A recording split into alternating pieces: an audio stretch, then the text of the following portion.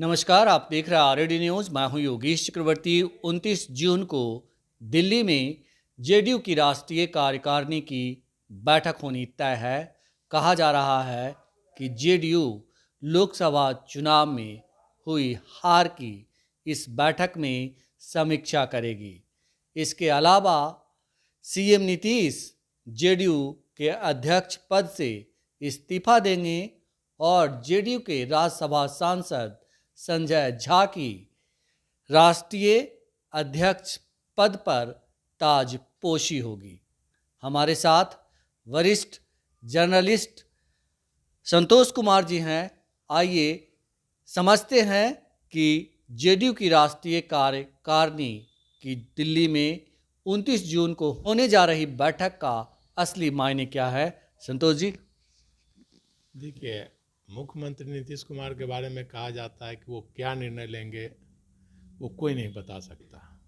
वही बता सकते हैं कि उनका अगला कदम क्या होगा। वो दाएं जाएंगे, बाएं जाएंगे कि आगे जाएंगे, यह नीतीश कुमार के अलावा कोई नहीं जान सकता है। इसलिए अटकलों का बाजार गर्म रहता है कि भाई राष्ट्रीय कार्यकारिणी की बैठक है, तो इसलिए लोग अटकलों का बाजार लगा रहे हैं कि संजय झा को राष्ट्रीय अध्यक्ष बनाया जा सकता है। चूँकि उनको मंत्री नहीं बनाया गया केंद्र में, तो राष्ट्रीय अध्यक्ष बनाया जाएगा। हालांकि जैसे पहले हुआ था कि भाई मंत्री नहीं बने थे तो आरसीपी को राष्ट्रीय अध्यक्ष बनाया गया था, और जब आरसीपी मंत्री बन गए और ललन सिंह मंत्री नहीं बने तो फिर ललन सिंह को राष्ट्रीय अध्यक्ष बनाया गया था। तो उसी को देखते हुए यह संभावना व्यक्त की जा रही है कि संजय झा को राष्ट्रीय अध्यक्ष बनाया जाएगा या कार्यकारी अध्यक्ष बना दें नीतीश कुमार, ये हो सकता है। लेकिन राष्ट्रीय अध्यक्ष पद से हटने के लिए और नया अध्यक्ष चुनने के लिए राष्ट्रीय कार्यकारिणी के साथ राष्ट्रीय कार्य समिति का भी बैठक होना जरूरी है, क्योंकि दोनों बैठक नहीं हो रही है, एक ही बैठक बुलाई गई है दिल्ली में। तो इसलिए इसकी से जो भी अटकलें लगाई जा रही है अध्यक्ष पद से, मुझे लगता है कि यह गलत है। अब बैठक बुलाने के लिए नीतीश कुमार लास्ट आवर में बुला भी सकते हैं। मतलब कहा जाता है कि खाता न बही, जदयू में नीतीश कुमार जो कहें वही सही। यह कहावत पहले सीताराम केसरी जी के लिए कहा जाता था कि खाता न कही, सीताराम केसरी जो कहे वही सही। तो जदयू हो चाहे जो भी छोटी पार्टियां, उसमें पार्टी कुछ नहीं, नेता सर्वे सर्वा होते हैं। लेकिन वहाँ मुझे जो लगता है कि उस बैठक में नीतीश कुमार को अधिकृत किया जाएगा सारे निर्णयों के लिए। और सबसे पहली बात है कि जो विधानसभा चुनाव कराया जाना है, तो विधानसभा चुनाव तक, जब तक बिहार में विधानसभा चुनाव नहीं हो जाते हैं, तब तक नीतीश कुमार किसी को अध्यक्ष पद देने का खतरा मोल नहीं लेंगे। क्योंकि एक बार ललन सिंह को अध्यक्ष बनाकर वो देख चुके हैं। जो राजनीतिक गलियारे में चर्चा हुई थी कि ललन सिंह पार्टी तोड़ करके आरजेडी के साथ जा रहे हैं, तेजस्वी को सीएम बना रहे हैं, तो आनंद फानंद में नीतीश जी ने बैठक बुला करके जी ललन सिंह को हटाया और फिर अपने हाथ में कमान ली। तो फिर वो गलती नहीं करेंगे विधानसभा चुनाव तक। और अभी जो केंद्र में अल्पमत सरकार है, तो संजय झा का जो रहा है वो भाजपा से ही आए हैं, तो भाजपा के प्रति उनका सॉफ्ट कॉर्नर है हमेशा, और इसलिए वो भाजपा के साथ कभी भी जा सकते हैं। और राष्ट्रीय अध्यक्ष पद का जिम्मा दे करके ऐसा नहीं करेंगे वो पार्टी के साथ ही भाजपा में चले जाए। तो ये खतरा मुझे नहीं लगता है कि नीतीश कुमार ये खतरा लेंगे। कि बोला जाता है कि ललन सिंह, एक तो भूमिहार एक बार पार्टी को लेकर जा रहा था, तो फिर एक बार मैथिल ब्राह्मण को दे दें कि वो भी पार्टी को लेकर के भाजपा में चल जाए। तो ये खतरा मुझे नहीं लगता है कि नीतीश कुमार मोल उठाएंगे, खासकर विधानसभा चुनाव तक। वो अभी उनका एक सूत्रीय लक्ष्य है कि पहले विधानसभा चुनाव जल्द से जल्द करना है। लेकिन संतोष जी, जिस तरह से सीएम नीतीश पीएम मोदी का पैर छू रहे हैं, और एक बार नहीं दो बार उन्होंने सार्वजनिक मंच पे पैर छुआ, तो ऐसे में पार्टी का इससे पहले आरजेडी में विलय की बात चल रही थी, तो हो सकता है कि अब नीतीश जी ने कह दिया हो कि अब भाई बीजेपी में ही विलय कर लो। देखिए, नीतीश कुमार जो पाँव छू रहे हैं, तो इसे केवल नीतीश कुमार ही अपमानित, उनके समाज के लिए पूरे बिहार का समाज अपमानित हो रहा है कि एक जूनियर व्यक्ति को पाँव छू रहे हैं। राजनीतिक रूप से नीतीश कुमार नरेंद्र मोदी से बहुत ज़्यादा सीनियर हैं। 84 से में एमएलए बने थे और नरेंद्र मोदी तो 2000 में जाके एमएलए बने हैं। जी बिल्कुल। तो बहुत सीनियर आदमी हैं और कहीं भी भले प्रधानमंत्री ना बने होते, लेकिन सूझबूझ, राजनीतिक भागीदारी, आंदोलन, हर मामले में वो नरेंद्र मोदी से आगे हैं। और आप पूरे देश में, दुनिया में जो भी बिहार के लोग हैं, उनका सर शर्म से झुक जाता है जब वो नरेंद्र मोदी जी का पाँव छूते हैं। मुझे लगता है कि उनका पाँव छूना वो एक बीमारी कहिए, वे अस्वस्थ हैं, वो इस कारण वो पाँव छू दे रहे हैं। मानसिक रूप से ठीक, मुझे लगता है कि वो बीमार है।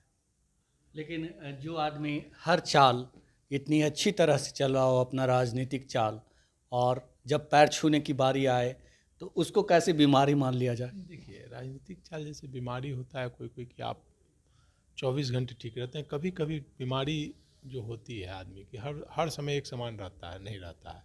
आप सुबह ठीक रहते हैं, फिर शाम होते होते बीमारी का प्रभाव दिखा देता है। तो जब स्वस्थ हैं तो उस समय वो चाल चलते हैं, जब अस्वस्थ होते हैं उस समय पाँव पकड़ लेते हैं। तो केवल प्रधानमंत्री का पाँव तो नहीं न पकड़े हैं, कटिहार मेडिकल कॉलेज के जो मालिक हैं, डायरेक्टर हैं, अशफाक करीम का भी तो उन्होंने पैर पकड़ लिया। उनसे क्या लेना है? आप समझते, तो कोई राजनीति नहीं है। तो ये सब बातें जो हैं गंभीर बातें हैं, और हर व्यक्ति इसको लेकर रिएक्शन में है। तो एक होता है ना कि राजनीति में अभी सत्ता के शीर्ष पर है तो 100 खून माफ होता है, लेकिन अभी जो स्थिति है, पहला उनका टारगेट है विधानसभा चुनाव और केंद्र से ज़्यादा हिस्सेदारी लेना, विशेष पैकेज, बड़े बड़े प्रोजेक्ट लेना, जीएसटी का पैसा लेना, विभिन्न परियोजनाओं का पैसा लेना, और ले करके ताबड़तोड़ मतलब बहाली करना। जैसे अभी उन्होंने घोषणा कर दी कि बेरोजगारी भत्ता देंगे युवाओं को, बिहार के युवाओं को। जी। तो बेरोजगारी भत्ता देंगे तो बेरोजगारी भत्ता से तो काम नहीं चलेगा, लोग तो नौकरी मांगेंगे, नौकरी के लिए पैसा चाहिए। जो तेजस्वी ने 10 लाख का किया है तो 5 लाख तो अपने खाते में ले लिए हैं, तो 5 लाख तो ये उन्होंने कहा है कि हम वैकेंसी निकालेंगे, तो पहले उनको वैकेंसी निकालना है। तो केंद्र पर दबाव डालकर वो पैसा लेंगे, ज़्यादा से ज़्यादा काम करेंगे। और जब विधानसभा चुनाव, मुझे लगता है कि शीतकालीन सत्र के बाद जो मानसून सत्र होता है उसके बाद वो विधानसभा भंग करेंगे और बिहार में चुनाव कराएंगे, और फुल मेजोरिटी आने के बाद ही अध्यक्ष पद छोड़ने का या कुछ निर्णय लेंगे मुख्यमंत्री बनने के बाद। नहीं तो अभी नहीं, अभी जो वहाँ होगा उसमें वो कमेटी भंग करेंगे, बिहार से जिस सभी राज्यों की कमेटी को भंग करेंगे और फिर से नई कमेटी का गठन करेंगे। लेकिन संतोष जी, जिस तरह से आप कह रहे हैं कि वो विधानसभा में पूर्ण मतलब बहुमत के साथ बड़ी पार्टी के रूप में उभरना चाहते हैं, ये तो कोई ज़रूरी नहीं कि वो बड़ी पार्टी ही बनकर, क्योंकि लोकसभा और विधानसभा चुनाव के न सिर्फ मुद्दे अलग होते हैं बल्कि वोटर की प्राथमिकता भी अलग अलग होती है। देखिए, पिछले 20 वर्षों से अगर एक आध बार छोड़ दिया जाए तो लगभग 20 वर्षों से नीतीश कुमार की हर चाल कामयाब हो रही है। जो भी पासा वो फेंक रहे हैं, एक बार 14 में उनका फेल हुआ, शतरंज की जो बिसात बिछाते हैं तो हर बार उन्हीं की जीत हो रही है। केवल एक बार 2014 के चुनाव में मोदी के शतरंज के जाल में वो फंस कर हार गए, नहीं तो जो आप देख लीजिए हर चुनाव में उनको सफलता मिल रही है। हाँ, एक 20 के चुनाव में भी उनकी बिसात को नित्यानंद राय और भूपेंद्र यादव और संजय जायसवाल की टीम ने ध्वस्त किया, लेकिन ध्वस्त तो किया लेकिन बादशाह वही बने रहे, बादशाह को नहीं मार सके वो लोग। मुख्यमंत्री तो इन्हीं को ही बनाना पड़ा। उसके बाद भी फिर जब देखे कि भाई जा, तो फिर लालू के साथ जाकर वो फिर बादशाह वही बने हुए। तो राजनीति में जो होता है कि किसी को नहीं लगता है कि हम चुनाव हारेंगे। तो अभी जो समीकरण है लोकसभा चुनाव में, तो मीडिया जो दिखा रहा है, जो ज़मीनी सच्चाई है कि नीतीश कुमार के पास भी 15% वोट बैंक है, भाजपा के पास भी वोट बैंक है, लोजपा के पास भी है। तीनों वोट बैंक जो जुड़ जाता है तो पलड़ा तो भारी होता है निश्चित तौर पे। लेकिन बिहार का एक बड़ा वर्ग जो है वो ये समझ रहा है कि अब नीतीश अंकल अपना जो है संतुलन खो रहे हैं, ऐसे में उनकी विदाई कर एक युवा जो भी हो एक ऐसा मुख्यमंत्री बने इस राज्य का जो कुछ कर सके, उन्हीं के कामों को आगे बढ़ा सके। लेकिन निश्चित तौर पर युवा सोचते हैं, लेकिन जब वोट डालने की बारी आती है तो सब लोग जाति और धर्म के नाम पर वोट करते हैं। आप ही देख लीजिए ना, बिहार से ज़्यादा तो उत्तर प्रदेश के लोग समझदार नहीं किया, अयोध्या में लोगों ने हरा दिया, लेकिन बिहार के लोग कहाँ। अयोध्या में राम के नाम पर कितना ढकोसला हुआ, पूरा उत्तर प्रदेश में राम को लाएं, ऐसा लगा कि भगवान ही लोग हो गए हैं, भगवान को ही लाने की बात करने लगे। तो भगवान ने सबक सिखा दिया। लेकिन बिहार में तो आपने देखा, लोग जाति के नाम पर वोट कर दिया लोगों ने। अगर बिहार में भी आज वही स्थिति रहती उत्तर प्रदेश वाली तो आप देख लेते। तो यहाँ ऐसा नहीं है, नीतीश जी को नुकसान हो सकता है। जो नौकरी का एजेंडा है और अपर कास्ट की जो नाराज़गी है, खासकर बीजेपी के वोटरों की नाराज़गी है। बीजेपी के वोटरों ने तो लोकसभा में वोट दे दिया, लेकिन विधानसभा में चुनाव में उनकी नाराज़गी हो सकती है, आप जान लीजिए। क्योंकि 2020 में भी नाराज़गी थी उन लोगों की, तो उन्होंने चिराग पासवान को वोट दे दिया, जिसके कारण तीसरे नंबर की पार्टी हो गए। तो नीतीश जी जो सोच रहे हैं कि समीकरण बनेगा तो चिराग पासवान तो इस बार कैंडिडेट नहीं देंगे, तो चिराग का वोट, भाजपा का वोट, उनका वोट मिल करके वो सत्ता प्राप्त कर लेंगे और बड़ी पार्टी बन जाएंगे।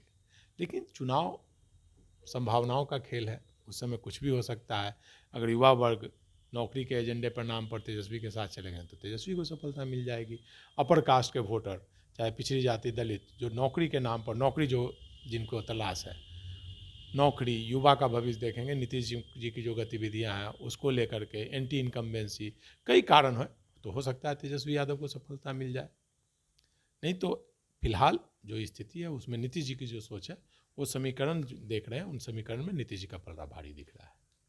तो जो राष्ट्रीय कार्यकारिणी की बैठक हो रही है उसका मकसद बस विधानसभा चुनाव को लेकर रणनीति बनाना ही है? निश्चित तौर पर राष्ट्रीय कार्यकारिणी की बैठक में सारे पावर मुख्यमंत्री नीतीश कुमार राष्ट्रीय अध्यक्ष हैं, उनके हाथों में आएगी। निर्णय लेने के लिए स्वतंत्र होंगे। गठबंधन हो या सरकार बनाने का, विशेष राज्य का मांग जो भी हो, सब कमेटी भंग करने का, नया कमेटी गठन का, तो ही होगा। उसमें सारा अधिकार नीतीश कुमार के आप पास होगा। सारी कमेटी भंग करेंगे, उसके बाद नए सभी राज्यों में नए अध्यक्ष, नए पदाधिकारी और अन्य राज्यों में विस्तार भी पार्टी का करने की बात होगी उसमें। जी जी जी। तो जेडीयू की राष्ट्रीय कार्यकारिणी की 29 जून को दिल्ली में होने जा रही बैठक में कतई नहीं संजय झा को अध्यक्ष चुना जाएगा और न ही लोकसभा चुनाव में हुए हार की समीक्षा होगी। इसका मकसद कुछ और है और वो है बिहार में विधानसभा का चुनाव जल्द से जल्द करवाना, और इसी के लेकर सीएम नीतीश पूरी रणनीति बना रहे हैं। फिलहाल इतना ही। आप हमें फेसबुक पर फॉलो करें, यूट्यूब पर सब्सक्राइब करें, लाइक करें, शेयर करें और कमेंट कर अपना महत्वपूर्ण विचार और सुझाव जरूर दें। धन्यवाद।